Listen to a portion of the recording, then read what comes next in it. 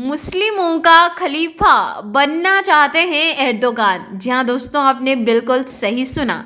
तुर्की की चाल से अब भारत को होने वाला है बड़ा खतरा। क्या है पूरी जानकारी, देखिए इस रिपोर्ट में। दोस्तों, भारत से किनारा करने वाले मालदीव के चीन समर्थक ने राष्ट्रपति मोहम्मद मोइज्जू ने अपने पहले विदेशी दौरे पर तुर्की के राष्ट्रपति रेशेप तैयप एर्दोगान से मुलाकात की है। ये वही एर्दोगान हैं जो कि मुस्लिम देशों का खलीफा बनने का सपना देख रहे हैं और सऊदी अरब के दोस्तों को अपने प्रभाव में लाने की कोशिश में लगे हुए हैं।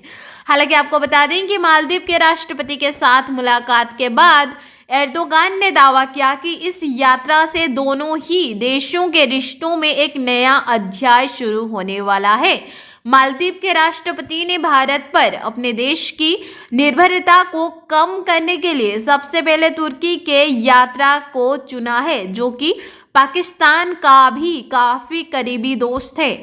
हालांकि विश्लेषकों का कहना है कि तुर्की को भारत में कम तर करके आंका जाता है, लेकिन उसके इरादे खतरनाक तरीके से नई दिल्ली के खिलाफ जा रहे हैं। जी हाँ, अंतर्राष्ट्रीय मामलों के विशेषज्ञ सी राजमोहन का कहना है कि मालदीव के राष्ट्रपति का तुर्की के विदेश यात्रा को पहली पसंद के रूप में चुनना यह दर्शाता है कि उनके देश के पास भारत और चीन के अलावा विकल्प मौजूद हैं। मालदीव में इस बदलाव को कई फैक्टर प्रभावित कर रहे हैं। छोटे दक्षिण एशियाई देश जैसे कि मालदीव भूराजनीतिक शिकार के लिए बहुत आकर्षक बनते जा रहे हैं। ये न केवल महाशक्तियों जैसे अमेरिका और चीन के लिए, बल्कि मध्यम दर्जे की ताकतों जैसे ईरान, कतर, सऊदी अरब, तुर्की और यूएई के लिए महत्वपूर्ण लक्ष्य बनते जा रहे हैं। हालांकि आपको बताते चलें कि राजमोहन का कहना है कि तुर्की का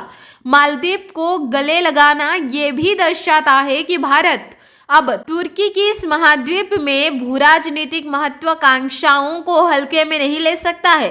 तुर्की ने मालदीव में अपनी पकड़ को मजबूत कर ली है। अब ऐसे में भारत को निश्चित रूप से अपनी क्षेत्रीय नीति को फिर से बदलना होगा और तुर्की के साथ और ज्यादा रणनीतिक टकराव के लिए खुद को तैयार करना होगा। उन्होंने ये भी कहा कि भारत के लिए सबसे बड़ी ताकत यही है कि वो भौगोलिक रूप से मालदीव के नजदीक है। इसका फायदा उठाते हुए भारत को मालदीव की घरेलू राजनीति में शामिल होना होगा।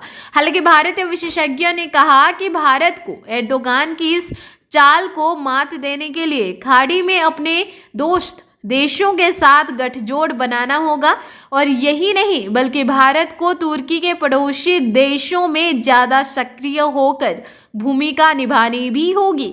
उन्होंने कहा कि तुर्की को अभी भी भारत के रणनीतिक विचार विमर्श में कमतर करके आंका जाता है, वो भी तब जब तुर्की अफ्रीका, भूमध्य सागर, काकेकस, मध्य एशिया और भारतीय उपमहाद्वीप में तेजी से अपना प्रभाव बढ़ा रहा है। ऐसे में यहाँ पर हम आपको और एक जानकारी भी देते चलें कि तुर्की जो है वो भारत के दुश्मन पाकिस्तान को घातक ड्रोन से लेकर युद्धपोत तक दे रहा है, जिससे कि भारत की सुरक्षा के लिए खतरा पैदा हो गया है। तुर्की की यही कोशिश है कि वो मुस्लिम देशों का खलीफा बने और इसी वजह से वो पाकिस्तान को अपने साथ लेकर चल रहा है, जो कि परमाणु हथियार से लैस है।